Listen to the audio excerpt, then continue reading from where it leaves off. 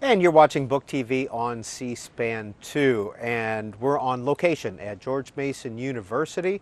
Every fall, they have a book festival called Fall for the Book. And one of the authors who's speaking at the book festival is Brooke Stoddard. And here is his book, World in the Balance, The Perilous Months of June-October 1940. Brooke Stoddard, World War II had started about 6 months prior to your book. What was happening in Europe in June 1940? What was the situation? The war had started in September 1939, Peter, and Germany had overrun Poland. Hitler's idea at this point was to invade France and knock Britain out of the war thereby, with the intent later on to invade the Soviet Union. He hated communism. This is one thing that was really part of his agenda. He was actually going to invade France in the wintertime, in November, December. He had to put that off because the invasion 1939. Of 1939, because the invasion plans fell into the hands of the French and the British. So he put off the invasion until May, and he came up with a new plan.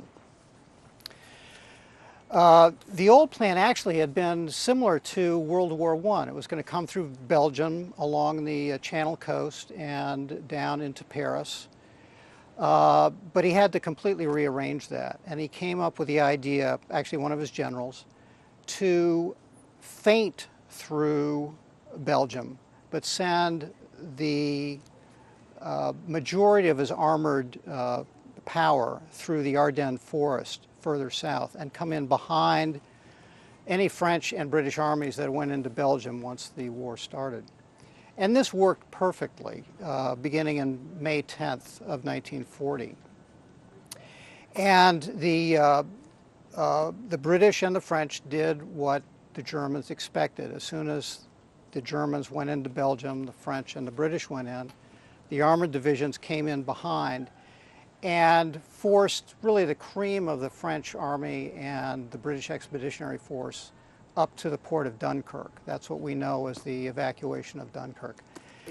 Before you go any Certainly. further, Mr. Stoddard, when did the British come across the Channel into France? I think they must have done this maybe even as early as 1938, but certainly after war in 1939 started. They put the British Army next to the French in anticipation of the Germans coming, of course, by land through the lowlands and Belgium. So the British Army was there in place. And it was really the best that they had. So the fact that they were pushed to Dunkirk and forced to evacuate, Which is on the Channel. it's on the Channel, was a tremendous blow to the British and to the French. The British, of course, had to leave the continent across the Channel, and the French were then crippled in defense of Paris. Part of the problem with the Dunkirk evacuation by the British was that they left all of their equipment in France. They had no time to take their guns, their tanks, their trucks, so that when the British soldiers ended up in southern England after the evacuation, they really only had the uniforms on their backs. When did that evacuation take place? It was late May and finished in Late May 1940. the first couple of days of June. By the 2nd of June, it was virtually over. So a couple weeks into the invasion of France, it was over. The French, a lot of the French military felt that they had lost the battle for their country by this time. It actually went on for another several weeks because the Germans had to refit their tanks and align themselves and push down toward Paris. They hadn't at this point conquered Paris, but the French did the best they could, but at this point the writing was certainly on the wall. France had to drop out of the war, I think it was June 22nd. So The evacuation was over by the 2nd of June. There was really another 2 or 3 weeks to go in France. So, Brooke Stoddard, how did that evacuation from Dunkirk take place? What happened to the British? As I said, the German plan worked very, very well. In fact, it worked so well they were a little bit astonished themselves at how quickly things happened. And in the first part of the attack, the British and the French thought they could contain it, but the Germans were moving so swiftly, and there was considerable amount of chaos among the Allied armies, that they soon realized they had to fall back on the Channel ports.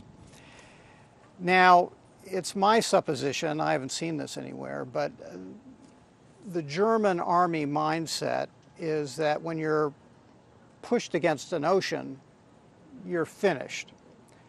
But the British are an island nation, so when they're pushed against an ocean, they see a highway, a path. They don't see it as a barrier. And of course, the mythos of the Dunkirk evacuation is that all the little yachts and the ferries, and this is true. They came out and they took soldiers back to England. It was about a 20-mile trip at its shortest.